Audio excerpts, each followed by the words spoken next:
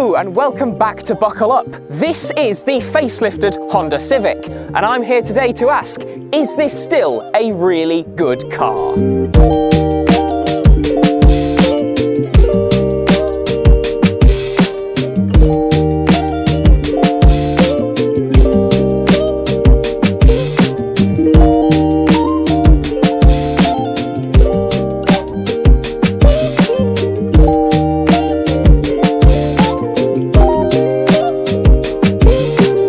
Yes, as mentioned, this is the facelifted Honda Civic and there has been some facelifting. So basically your exterior changes are a new bumper. It's a lot more aggressive, it's more sporty, more purposeful. This bit's changed, it used to be quite scooped, it's now a bit more angry.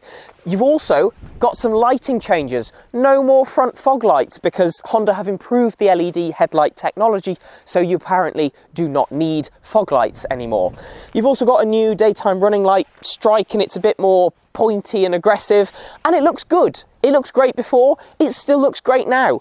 I like this. It's a facelift and they've not changed too much and it still looks great. Alongside your angular new bumper with extra bits of black grille, Honda have refreshed the colour palette available. They've replaced one blue with another blue. But the good news is you can still get this amazing premium crystal red metallic paint which just looks in the sunlight, so I do very much like that. As we move around to the side of the car, you'll see these rather excellent and rather large 18-inch alloy wheels. I think they do look very premium and I love the colour on them. The side is very sleek, it's quite strong. I like this crease that works its way all the way along the car. And then look at this back end. It's so swoopy and I think this car looks great. A couple of things that I really do like as well. You've got black caps over your door mirrors. You've got your indicator integrated into those. And then you've got this nice little running section along the bottom and nice dark rear glass, as well as blacked in B pillars and C pillars, so it's got quite a nice sleek swoopy look. On your rear quarter panel on the other side of the car you also have your petrol fuel filler flap, and yes, this is just a petrol hybrid vehicle. Around here at the back you've got some LED light clusters which I think look a little bit droopy as they move towards the side of the car, but I do still like the overall look. Something I do really like is this rear screen. It's tinted, it's swoopy, and it's just so sleek. I like the fact you've got a nice sprayer up here for your rear wiper, and then this little pinched boot lip is just excellent.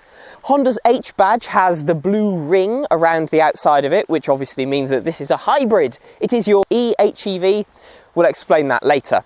Over on this side we have our Civic badge, and then you can see a little bit of diffuser-esque type styling, although this is very much fake because it doesn't extend anywhere, it's just styling. I do like it though, the back end looks great.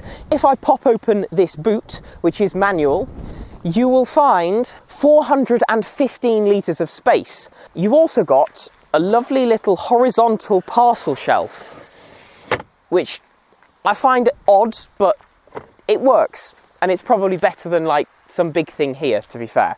Quite a nice boxy shape, 415 litres in this state, and if you fold the rear seats down, which are a 60-40 folding split, that goes all the way up to 1,220 if you fill the entire back of the car.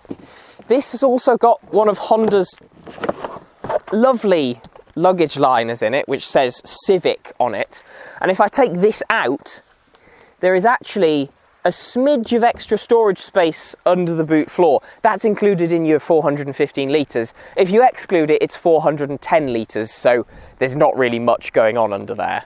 Now, your load floor is continuous but not flat, and that's because at the back end of these seats, the boot floor kind of kinks up a little bit, but it is a nice continuous space because Honda don't leave it as a ledge. You've also got some tie down points in this boot. You've got a hook over there and a 12-volt socket on this side. So it's a reasonably practical space, and it's just so nice and boxy and accessible because obviously this is a hatchback, even though it's based on a saloon. Back seats of the Civic then. Well, I like it back here. I've got a good amount of knee room behind my own driver's position.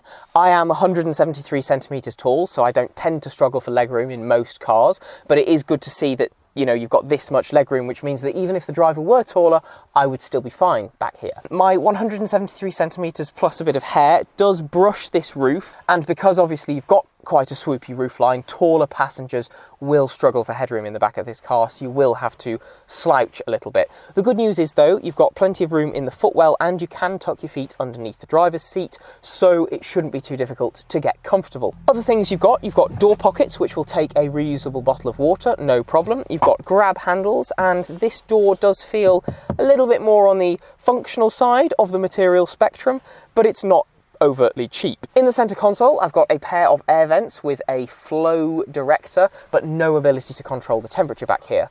Below those, I've got two USB Type-C ports, and then below that, I've got a small lump in the footwell, so the person sitting in this middle seat, which is flat and a little bit higher than the outer seats, may struggle for footroom, but the footwells are relatively large, so they can probably straddle that, not too much of an issue. I like the fact that I've got accessible ISOFIX points behind a pull-out flap in this, so fitting a child seat won't be a problem. And then also, I've got a little fold-down armrest with a pair of cup holders in it, although they don't have anything to pinch the drink, so anything that's smaller than these will rattle around a little bit.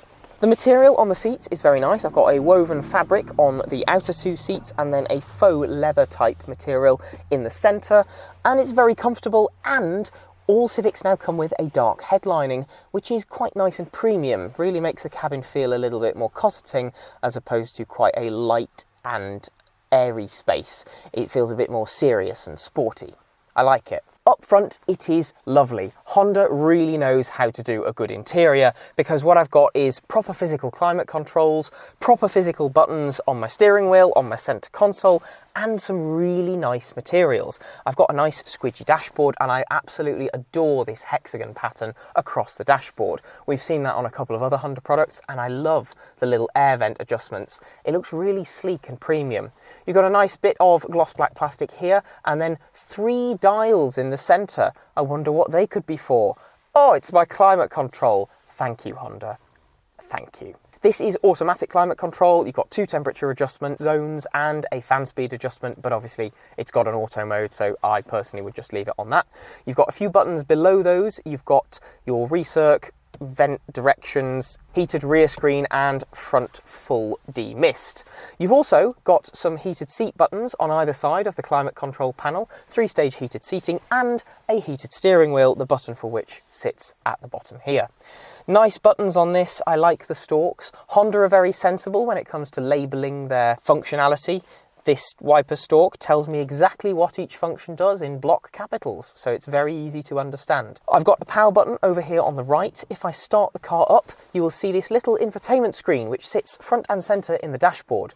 Quite a small screen, but it is a nice enough system, and the menus are relatively self-explanatory, although the graphics do look a little bit grainy. Thankfully though, wireless Apple CarPlay and Android Auto are available, so you don't really need to use the Honda system. You can just get your phone straight up on that display. Nice physical buttons up here and a proper volume knob, which is really refreshing to see. Down here in the centre console, I've got a wireless charging pad for my mobile phone, a pair of USB Type-C ports, and a 12-volt socket as well if I've got some other things to charge.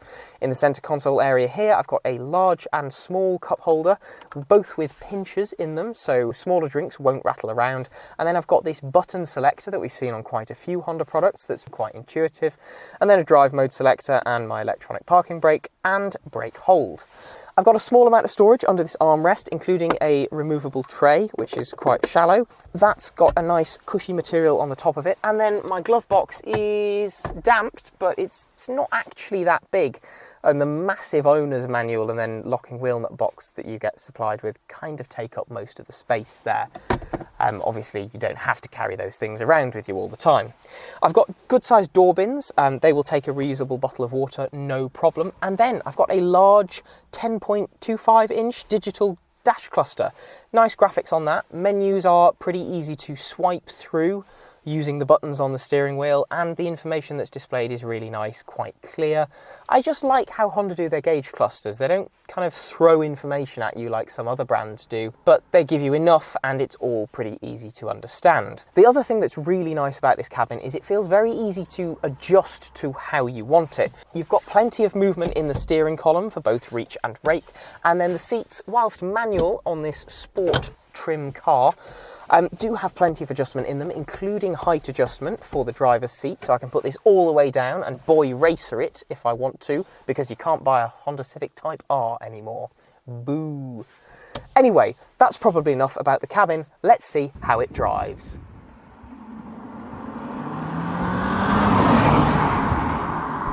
Right, the Honda Civic has an excellent hybrid powertrain setup. This has got a 2-litre normally aspirated engine that doesn't really drive the wheels directly, apart from a few times where it does. We've explained this before, but this is Honda's HEV system, and what that means is that your primary mover is actually an electric motor, and that electric motor has got 184 PS and 315 Newton meters of torque, both of which are pretty good numbers.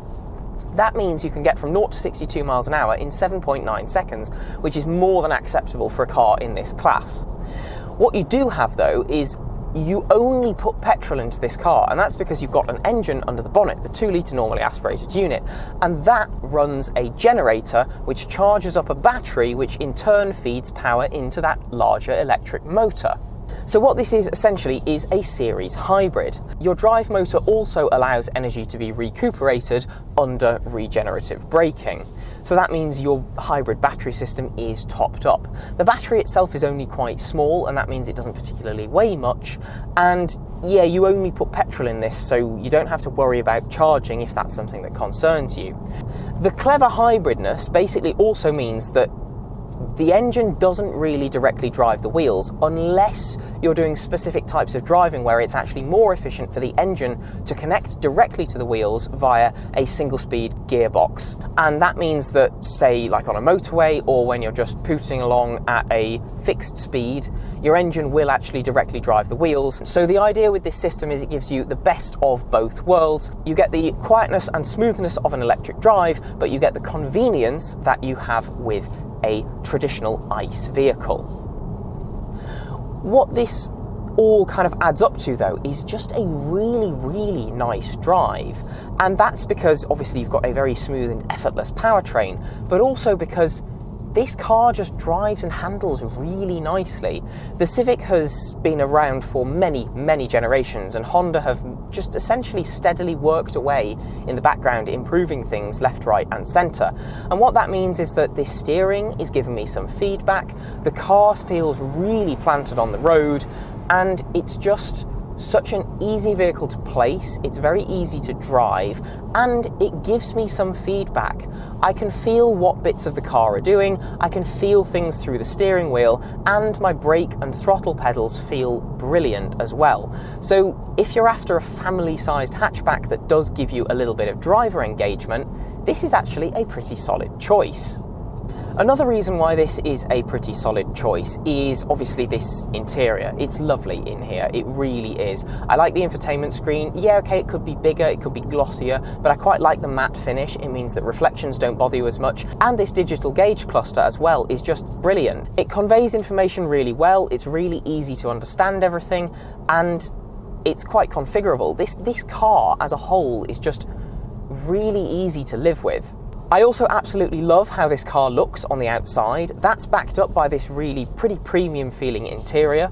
The stereo system's pretty good. Honda do a really nice interior, and they also add premium elements where you kind of notice it. So the dashboard, the steering wheel, they all feel really nice. This car is obviously fitted with a wide array of advanced driver assist systems, and Honda do quite a nice job of not making them particularly intrusive, but also giving you enough kind of sense that you are well cared for.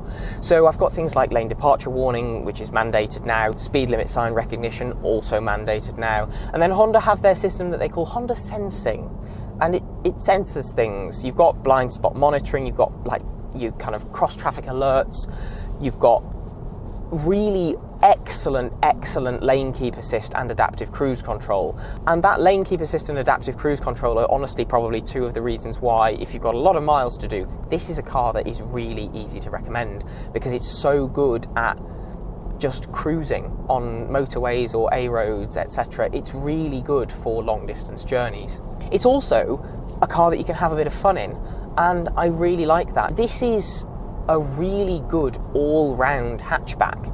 It's practical, it's sensible, it looks great, the tech you get inside it is brilliant, and it's just so easy to live with. The only real issue that I have with the Honda Civic is price, and that's because, as is typical with a Honda, it is a little bit more expensive than its rivals. So the one that I'm testing today would be about 35,000 and something, and then with the paint that's added to this, it knocks the price the wrong side of £36,000. And that does feel quite steep, really. Now, don't get me wrong, it's a very nice car, and the tech you get is great. The specification is really good as well. So Honda tend to throw in a lot of stuff as standard where other manufacturers might charge you extra for it. So that does kind of go away to explain the fact the pricing is a little bit more expensive than you might anticipate. And Hondas do tend to retain their value quite well. And it does feel worth it. It's just, it's more expensive than some of its rivals, and that makes it a little bit more difficult to recommend. It's one of those where you go, but you get all of this included. And as soon as you start having that discussion, it's quite a difficult position to be in. So I really like it. The only caveat basically is the price, but everything else is just lovely. I really like this car. Surprise, surprise! Yes, this is a great car. So it drives well, it looks brilliant, and the interior and everything else is just so lovely. And in this paint, oh, it looks great. So that is everything. Thank you very much for watching. If you have enjoyed the video, please do let me know by liking, commenting, and most importantly, subscribing to the Buckle Up YouTube channel.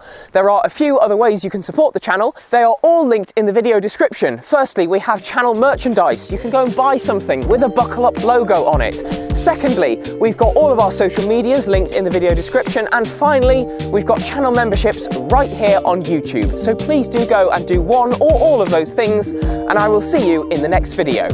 Bye bye!